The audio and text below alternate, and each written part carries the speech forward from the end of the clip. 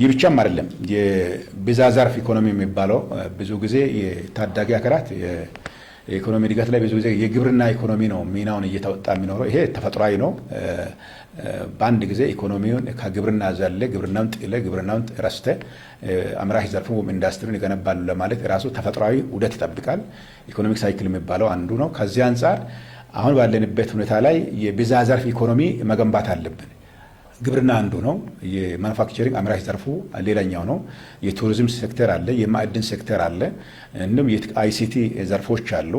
በእነዚህና በሌሎች መሰለው የከተማ ልማት እንቅስቃሴዎች አሉ። አሁን የተጀመሩ ከተሞችን የመቀየር የመለወጥ ለነዋሪዎቹ ምቹ የማድረግ ስራዎች በሁሉም ክልላችን አካባቢዎች በሀገራችንም እየተሰሩ ናቸው ያሉትና ስለዚህ ይሄ በድምሩ ሲታይ እንደ ለውጥ የታየው አሁን የብዝሃ ዘርፍ ኢኮኖሚን በሀገሪቱ ውስጥ የመገንባት ጉዳይ ላይ ሁሉም ኢኮኖሚ ዘርፎች ቅድም ያነሳናቸው ዘርፎች ተመጋጋቢ ሆነው ለኢኮኖሚ ለውጥ ለኢኮኖሚ ሽግግር ዘላቂ ኢኮኖሚ የተሟላ ብልጽግና ሁለንተናዊ ብልጽግና ለማረጋገጥ በምንሄድበት ጉዞ ላይ ሁሉም ሴክተር የበኩሉን ድርሻ እንዲወጣ በማድረግ ረገድ ጅምር ስራዎች አሉ። ከዚህ አንጻር የተወሰኑትን ለማንሳት ያህል አሁን በግብርና ላይ የሌማት ትሩፋት የበጋ መስኖ ስንዴ ማምረት ጉዳዮችን ብናነሳ ለውጦች እየታዩ ናቸው ያሉት። ድሮ በአመት አንዴ ወይም ሁለቴ ነው የሚመረተው።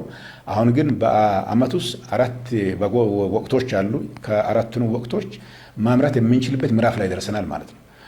በዘንድሮ ኢቨን በጸዳይ ወቅት ላይ ድሮ ተሰምቶ ታይቶ በማይታወቅ መልኩ በሚሊዮኖች የሚገመት የምርት አምርተን የሸጠንበት ሁኔታ ነው ያለው። ይሄ ትልቅ ለገበያ ማረጋጋት የምንበለው ለውጭ ኤክስፖርት የምንበለው በሀገር ውስጥ ኢኮኖሚ የተረጋጋ ኢኮኖሚ ከመፍጠር አንጻርም የአጠቃላይ የግብርና ወቅቶቹ ምርታማ በማድረግ ረገድ ለአዲስ ለውጥ እይታ ነው እየታየ ያለው ነው። ለምሳሌ በክልላችን አንዱ ምሳሌ ልናነሳ የምንችለው የሀላባ ዞን ላይ ለምሳሌ ብንወስድ የስንብጣ ጉዳይ ብዙዎቻችሁ አይታችሁታል። ይሄ ስንብጣ እንደምታውቁት በኢትዮጵያ ስምጥ ሸለቆ ውስጥ ነው የሚኖረው። ያ አካባቢ በጋ ከመጣ በድርቅ በአውሎ ነፋስ ነው የሚታወቀው። ዝናብ ከመጣ ደግሞ በጎርፍ ነው የሚታወቀው። በዛ አካባቢ ላይ የማምራት ጉዳይ የሚቻልና የሚታሰብ አልነበረም። ቅድም እንዳልኳችሁ ከውጭ ስንዳይ እርዳታ ሲመጣ ያንን ነው ሲጠብቅ የነበረው እዛ አካባቢ ብዙ ጊዜ የሚታወቀው። አሁን የታሪክ ቀርቶ ቅድም ያልኳችሁ የጸጋዎችን በመጠቀም ህብረተሰቡ በዛ አካባቢ ላይ በአመት 2-3 ማምረት የሚችልበት በ30 በ20 ሜትር ላይ ውሃ እያለ በስራብ እንደነበረ ከቅርብ ጊዜ ከ2-3 ዓመታት ወዲህ ትልቅ አምራች አካባቢ ሆኗልና እነዚህና ሌሎች መሰል አካባቢዎች ላይ በእንደዚህ አይነት መልኩ በእንስሳት ለምሳሌ በክልላችን ላይ በግብርና መንደር የዶሮ መንደር፣ የማር መንደር፣ የወተት መንደር እያለን ኦልሞስት አዳዲስ መንደሮች እየተፈጠሩ ናቸው ያሉት። በተፋሰስ ልማትም አካባቢ የሚዛን የመጠበቅ ጉዳይ ኢኮሎጂን ከመጠበቅ አንጻር የምንሰራቸው ስራዎች አሉ። እነዚህና ሌሎች መሰል ስራዎችን በማጠናከር በግብርና እንቅስቃሴ ውስጥ ክፍለ ኢኮኖሚ ላይ ትልቅ ለውጥ ማምጣት የተጀመሩ ከዘርፈ ብዙ ስራዎች አንዱ እሱ ብለን የወሰን ነው። በአምራች ዘርፍም በክልላችን አሁን ገና ብዙ መስራት አለብን። ይሄ ክልል ያው ሁላችሁም እንደምታውቁት ማዕከላዊ ክልል ነው። ጂኦግራፊካሊ ቅርብ ነው ለማዕከላዊ ኢትዮጵያም ለዓለም ገበያም ቅርብ ቦታ ነው ያለው። ስለዚህ ይህንን እድል በመጠቀም አምራች ዘርፉ ወደዚህ ኢንቨስትመንት በመሳብ ትልቅ ስራ መስራት እንዳለብን ታሳቢ የተደረጉ ስራዎች እየተሰሩ ናቸው ያሉት። እነዚህ ስራዎች ደግሞ በጥቅሉ ሲታይ የኑሮ ውድነትን ለመቀነስ ለመቀየር ትልቅ አቅም ሆኖ ሊያገለግል እንደሚችል በደንብ መውሰድ ይቻላል።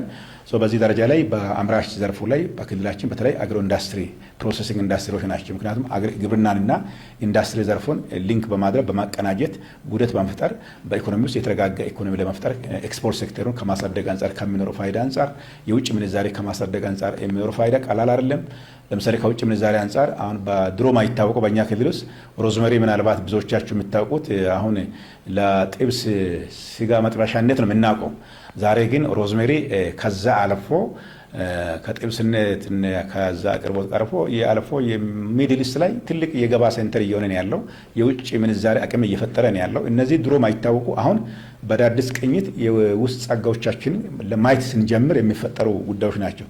ልክ እንደ ስንብጣ ማለት ነውና በዚህ ደረጃ ከግብርና እነዚህን ወደ ኢንዱስትሪላይዝ የማድረግ ጉዳይ ወደ ግብርና እና ኢንዱስትሪ ሊንኬጅ በመፍጠር ምርታማነትን የማሳደግ ጉዳዮች ከዚህ አንጻር ሊሰሩ የሚችሉ ናቸው። ሌላ በቱሪዝም ሴክተር ላይ ነው። በሀገራችንም በክልላችንም ከዚህ አንጻር ስራዎች እየተሰሩ ናቸው ያሉት። አሁን በሀገር ደረጃ ላይ የቱሪዝም ሴክተሩ ያው አይታችኋል። ድሮ ባህልና ቱሪዝም ነው የሚባለው። አሁን ቱሪዝም ሚኒስትሪ ተብሎ የቱሪዝም መዳረሻዎችን በአገሪቱ ላይ በተለያዩ የክልል ሀገራችን አካባቢዎች ተሰርተው ዛሬ ብዙ ቱሪስቶች መምጣት የሚችልበት ለብዙ ቱሪስቶች መዳረሻ የሆነበት የሀገር ገጽታ እየቀየረ ያለበት ስለዚህ ኢኮኖሚንም በዛው የውጭ ምንዛሬም በዛ እያደገ የመጣበት ሁኔታ ነው ያለው። ቱሪዝም ሴክተሩ አጠቃላይ ለሀገር ኢኮኖሚ ለጂዲፒም እድገት ትልቅ አስተዋጽኦ እያበረከተ እንዳለ ይሄንን እነዚህን መዳረሻዎች በእኛም ክልል ውስጥ ተደራሽ ከማድረግ አንጻር በሆቴል ቱሪዝም ላይ ስራ መስራት እንዳለብን እቅዶች ታቅደው አሁን በሁሉም አዳዲስ 7 ክልሎች አሉ 7 ክላስተሮች አሉ በክልላችን በእነዛ አካባቢ ላይ ቢሮዎች እየተገነቡ ናቸው አሁን ተጀምረዋል። እነዚህ ቢሮዎች ተገንብተው ቀጥሎ ሆቴሎች አብረው ይሰራሉ። የሆቴሎች መገንባት የቱሪዝም አቅምን የማሳደግ ጉዳይም አብሮ ሊመጣ የሚችል መሆኑን በዛ የማየት ጉዳይ ነው የሚሆነው። ከዚህ አንጻር በክልላችንም ስራዎች እየተሰሩ እንዳለ የፖቴንሻሉ ለይተናል። ምን አይነት ቦታዎች እንዳሉ በክልላችን ውስጥ ሀይቆች አሉ፣ ሸለቆች አሉ፣ ተራራዎች አሉ። አሁን በጉራጌ ዞን ላይ ባለፈው ሁላችሁም ያያችሁት ይሄ ጆፈሮ የምንለው በጣም ትልቅ የቱሪዝም መዳረሻ ሊሆን የሚችል እኛም እንደ ጸጸት የወሰነበት እስከዛሬ ይሄንን የህዝብን ታሪክ የህዝብን አቅም የህዝብን የገጠር ልማት ማቀፍ ሲባል ነው በጣም እኛም ማወቅና በደንብ ማየት የቻልነው አይናችን የተገለጠውና እነዚህ ነገሮች ራሱ የቱሪዝም መዳረሻ ነው የሚሆነው። ለምሳሌ ኮንሶ ቢትወስዱት የኮንሶ እርካን በዓለም ቅርስነት በዓለም ላይ በቅርስነት ተመዝግቧል፣ ለቱሪዝም መዳረሻ ሆኗል ማለት ነው። ሶ እኛም የማይተናነስ ቅርሶች እዚህ አካባቢ እንዳሉ አመራሩ አጠቃላይ ተገንዝበን መስራት እንዳለብን ለቱሪዝም ከሚኖረው ፋይዳ አንጻርም ጭምር ለልማት ብቻ አለ ለቱሪዝም ከሚኖረው ፋይዳ አንጻር ወስደን መስራት እንዳለብን የሚል ነገር ሰርተን እየሰራን ያለነው። ይሄ በእቅድ ተይዟል። በቅርቡም ትልቅ መድረክ ይፈጠራል ተብሎ ይጠበቃል በክልላችን ላይ በዛ አካባቢ ያለውን ጉዳይ ሌሎችም ከዛ ትምህርት እንዲወስዱበት የቱሪዝም መዳረሻ እንዴት ማድረግ እንዳለብን የህዝቡን እሴቶችን በዓለም አደባባይ ላይ የማሳወቅ ስራ እንሰራለን የሚል ትልቅ ክልላዊ ንቅናቄ መድረክ ይፈጠራል ብለን እንጠብቃለን። ይሄ አንዱ ነገር ነው። ሌላው በከተሞች ልማት አካባቢ ላይ ከብዝሃ ዘርፍ አንጻር አሁን ኮሪደር ልማት አይታችሁታል። በኮሪደር ልማት ውስጥ ትርጉሙ ሰፊ ነው። አንዱ እንደተባለው የቱሪስት መዳረሻም ይሆናል። ምናልባት ሰምታችሁ ከሆነ አሁን የደቡብ አፍሪካ፣ የኬንያ፣ የናይጄሪያ የተለያዩ አፍሪካ ሀገራት ጋዜጠኞች አዲስ አበባን በአሁኑ ጊዜ ላይ እያስታወቀች ነው ያለው። በጣም እያስታወቁ ናቸው።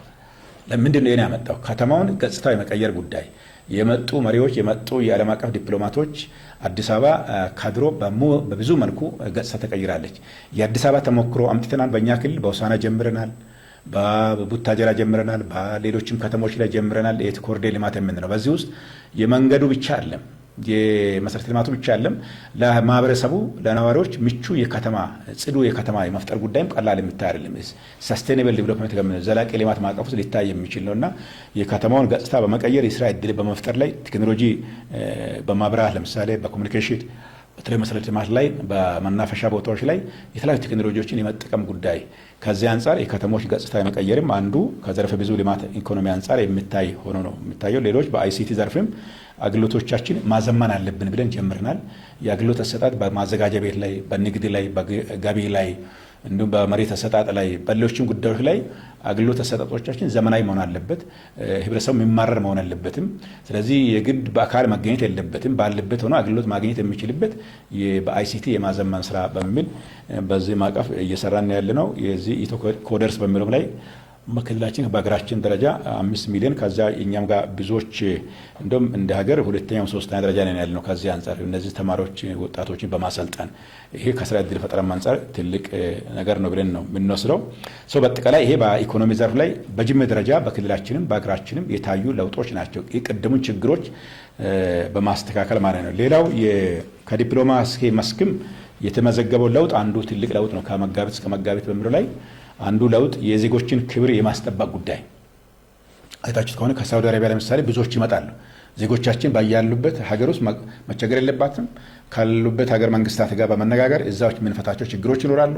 እዛ ለመኖር የማስችል ሁኔታ ከተፈጠረ ነው ከነዛ ሀገር መንግስታት ጋር በመነጋገር ዜጎቻችን ወደ ሀገራቸው ተከብረው መኖር የሚችልበት ወደ እናት ሀገራቸው የሚመለሱበት ሁኔታ እየተፈጠረ ነው ያለው። ከዚህ አንጻር ውዝፍ ስራዎች አሉ፣ ማይናቁ ስራዎች አሉ። በሚድል ኢስት በደቡብ አፍሪካ ላይ ትልቅ ስራ ይብር ከኛ ክልል አንጻር ለምሳሌ የደቡብ አፍሪካ ጉዳይ በጣም ትልቅ የዲፕሎማሲ ስራ የሚጠይቅ ስራ ነው ሆኖ ነው ያየነው። ይሄ አንዱ ከዜጎች ክብር አንጻር የምንሰራው ስራ እንዳለ ሆኖ የሀገራችን ብሔራዊ ጥቅም የማስጠበቅ ጉዳይ ላይ ከውጭ ዲፕሎማሲ አንጻር የመጣነው ለውጥ ቀላል አይደለም። በሰሜኑ ጦርነት ላይ ያመጣነው የዲፕሎማሲ አሸናፊነታችን፣ በህዳሴ ግድብ ላይ ያመጣናቸው አሸናፊነታችን፣ አሁን የተጀመረው የባህር በር መኖር አለባት ኢትዮጵያ 120-130 ሚሊዮን ይዛ ግን የባህር በር ሊኖራት ይገባል፣ ታሪካዊ ህጋዊ መሰረትም አለ በሚል የጀመርናቸው ይሄ ትውል ደግሞ ያሳካል ብለን ነው የምናምነው። ከዚህ አንጻር በዲፕሎማሲ መልክ ሁሉም ከጦርነት ውጪ በሰላማዊ መንገድ ኢትዮጵያ ያቀረበችው ጥያቄ ተገቢ ነው የሚል ዓለም አቀፍ እውቅና የተሰጠበት ሁኔታም እንደ ቀላል የሚታይ አይደለምና በድምሩ ሲታይ እነዚህ ነገሮች ትልቅ ነገር ነው። ሌላው በትርክት ላይ ቅድም እንደ ነጠላ ትርክት ነው በሀገራችንን ሲያናውጥ የነበር ለሰላም ጸር ሆኖ የነበረው እሱ ነው።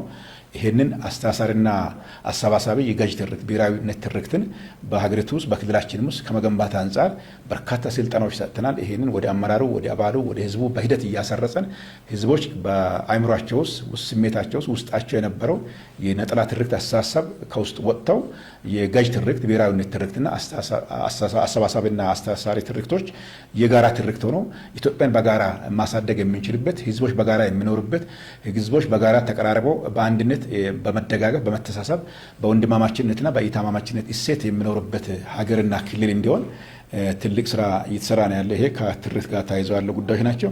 ምክንያቱም ለፖለቲካም ትልቅ እንቅፋት ሆኖ ኖሯል። ይሄ ጉዳይ በኢትዮጵያ ውስጥ ስልጣን በአፈሙዝ የማዝም ምስጢሩ አንዱ የትርክት ጉዳይ ነው። ከዚህ አንጻር በሀገራችን ውስጥ የበላይ በታች የሚባል ነገር የለም። ሁሉም ኢትዮጵያውያን ለሀገሪቱ ወሳኝ ናቸው፣ አስፈላጊ ናቸው፣ ዋጋም የከፈሉ ናቸው።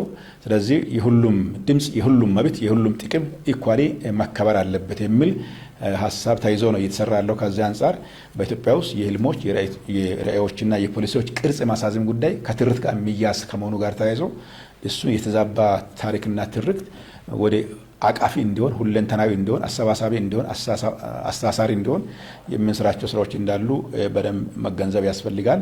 በአጠቃላይ ሲታይ በዚህ ማዕቀፍ ውስጥ የሚታዩ ለውጦች የሚታዩ ውጤቶች ባለፉት ከመጋቢት እስከ መጋቢት በተባለው ጉዳዮች ላይ በደንብ ማየት የቻልንበት ሁኔታ ነው ያለውና እነዚህ ናቸው በእኔ በኩል ያሉት።